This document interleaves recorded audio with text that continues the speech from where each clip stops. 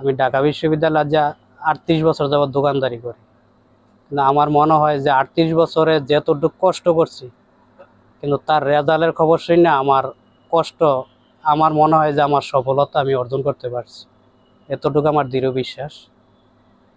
তো ছেলেও কষ্ট করছে, কিন্তু ছেলের লেখাপড়ার জন্য আমি কোনোদিন বলিনি যে তুই স্কুলে যা বা তুই এইটা কর, কিন্তু কোনোদিন বলা লাগে না। তার নিয়মের হিসাবে তে চলে গেছে এবং তার কোনো কিছু আমার বলার কোনো অপেক্ষা করে নাই।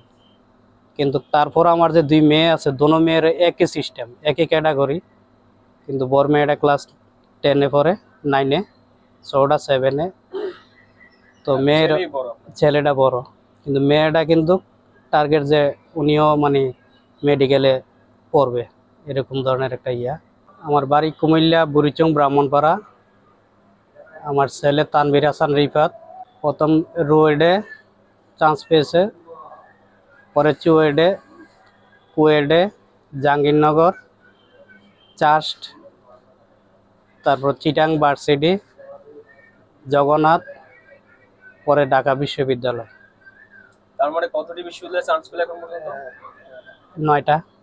পড়াশোনাটা তো আমি তো প্রায় সময় বাসায় গেলে আমি দেখতাম যে ওর নামাজ বাদে ওই সব সময় মানে টেবিলে বসে থাকতো, এতটুকু আমি ইয়া করতাম। আবার প্রায় সময় যে ডাক দিতাম যে আব্বু এদিকে আসো, এখন না আমি একটু পরে আসতেছি, এখন যদি ওইটা আসি তাহলে আমার যে ইয়াটা নিয়ে পড়ছি এটা আমি ক্লিয়ার করতে পারবো না, আপনার সাথে আমি পরে কথা বলতেছি। তো আমার ছেলের মানে রুটিনটা ওনার মাধ্যমে আসছিল। আমার এই ছেলের লেখাপড়া করাইতে আমার অনেক কষ্ট হয়েছে, কিন্তু আমার চেয়ে বেশি কষ্ট হয়েছে আমার ওয়াইফের। কিন্তু আমি টাকা দিচ্ছি ঠিকই, কিন্তু টাকা ওয়াই ম্যানেজ করে ওরে ইয়া করছে। তার ভিতরে অনেক ছাত্র, সিনিয়র ছাত্র ভাইয়েরা আছে আমার হলের, আমার দোকানের কাস্টমার, ওর কাছে যেই সময় যেটা আমি চাইছি ওর ব্যাপারে ওরও মানে খুব হেল্প করছে আমারে।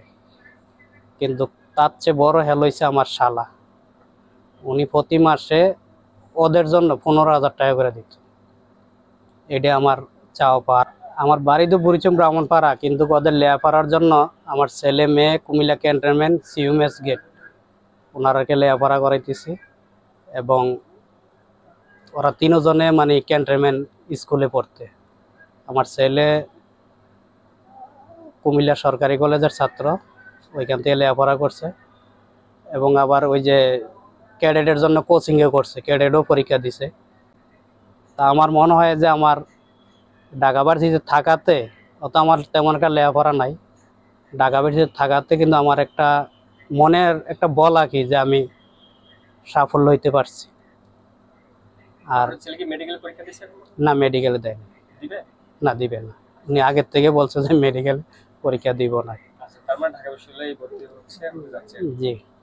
আমার সবচেয়ে আমার হলের যে সিনিয়র বা আমার দোকানের কাস্টমার আছিল, প্রায় সময় একটু বিপদে বললে ওদের কাছে ফোন দিলে ওরা দেরি করে নাই। তা আমি বেশিরভাগে আমি খাবারের জন্য বা কোনো দিন কারোর থেকে 10 টাকা লইনি, কিন্তু ওদের লেখাপড়ার জন্য আমি কইয়া 10 টাকা বা কোন জায়গা কি লাগবে বললে আমি আনছি, কিন্তু ওরা দিছে। কিন্তু আমার খুবই আমার কাছে ভালো লাগে যে হলের যে আমার ছাত্র ভাইয়েরা আছে খুবই সম্মানী ব্যক্তি, এবং সম্মান আমারও দিছে, ওদেরকেও আমি দিছি। কিন্তু 38 বছরে আমার একটা বাড়িঘর হয়ে গেছে এই জায়গা, কিন্তু ওরারও মানে মনে হয়েছে যে অদূত ভাই কইলে মানে ওদের একটা হয়ে যেত। কিন্তু আমার কাছে খুব ভালো লাগছে, এখনো মানে আমার হেল্প করে এখনো। তো এই যে আন্দোলনের পর থেকে তো হলের ব্যবসা বাণিজ্য নাই, তারপরে দোকান ভাড়া দিতে কষ্ট হয়, কিন্তু ফ্যামিলি চালাইতে তো আরো কষ্ট। কিন্তু আমার কাছে মনে হয় না যে কষ্ট হয়েছে, আমার কাছে মনে হয় না। অনেক ছাত্ররা আমার এর ভিতরে সহযোগিতা করছে। ওই দৌড়াদৌড়ি যে কয় মাস করছি, কিন্তু ছেলের লোকে গেছি, এমন সময় হয়েছে যে ঘুমাই গেছি গা, কিন্তু রাইট হয়ে গেছে, কিন্তু জাগা মতো গিয়ে ফুসি নাই। কুমিল্লার থেকে রাজশাহী যাইতে অনেক সময়, কিন্তু প্রায় সময় মনে হয়েছে যে আমি আর এত কষ্ট লাগতেছে, কিন্তু আমার ছেলে যদি এখানে চান্স পায়, যদি ভর্তি হয়, তাহলে তো সময় ওর সময় ডাক দিলে আসতে পারবে না। আমার ছেলে কইছে যে আপনি এটা নিয়ে টেনশন করেন না, যাওয়া আসার বিষয়টা টেনশন করার কিছু না, আগে দোয়া করেন যে আমি ভর্তি হইতে পারি কিনা। তা ইনশাল্লাহ যেহেতুখানে পরীক্ষা দিছে, তার পরীক্ষা কোনোটাই মিস হয় নাই, সবগুলো রেজাল্ট ভালো আসছে। সবগুলোতেই চান্স সবগুলা চান্স পেয়েছে, যেতখানে পরীক্ষা দিছে। ছেলের উদ্দেশ্যে বলার আছে এতটুকু, আমি দোয়া করি যে আমার ছেলে আরো বড় হোক। আমার এতটুকু আমার দোয়া যে আমার ছেলে আরো বড় হোক, এটা বাবা হিসাবে আমার দোয়া তার প্রতি। আর আমার ছেলে, আমার এতটুকু যে আমার ছেলে আরো বড় হবে, এতটুকু আমার একটা বিশ্বাস। তারপর একটা যে শুধু ওই এদিকে না, অন্য দিকেও তার একটা মনোবল আছে। আল্লাহ যে তার মনের আশা পূর্ণ করে আর কি।